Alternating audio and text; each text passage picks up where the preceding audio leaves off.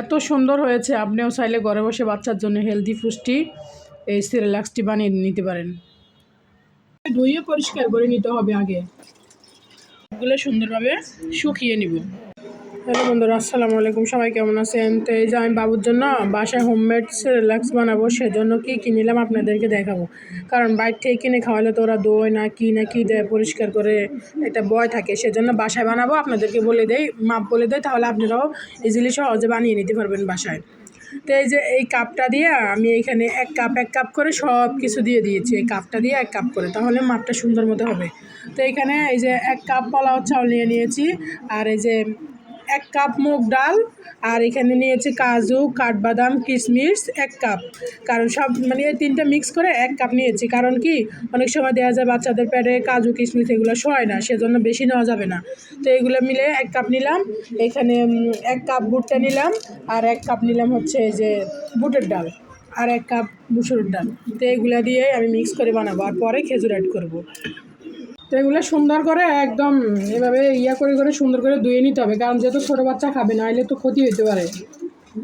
ধুয়ে একদম জর্জরা করে নিচ্ছি।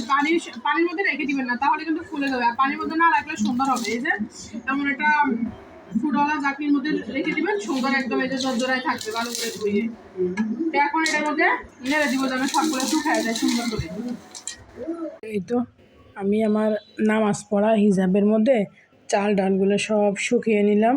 এখন সুন্দর করে সব বেজে নিব। এই যে সবগুলো কিন্তু শুকিয়ে গেছে, এখন উঠে সব বেজে নিব। তো এই তো কড়াই গরম করে নিলাম, এখন একটু দিয়ে আস্তে আস্তে সুন্দর করে লো হিটে এগুলো বেজে নিব। এই তো এমন একটা লাঠি নেবেন, তাহলে বাজতে সুবিধা হবে।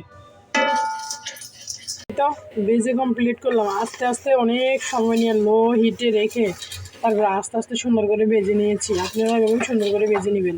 এখন একটু করে ব্লেন্ডার করে নিব।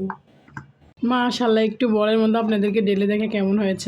আমি তো ছোটো ব্লেন্ডার দিয়ে করছি, বড় ব্লেন্ডার দিয়ে করলে হয়তো বা আরও সুন্দর হতে পারে। এই যে অনেক সুন্দর, এত সুন্দর হয়েছে মাশাআল্লাহ।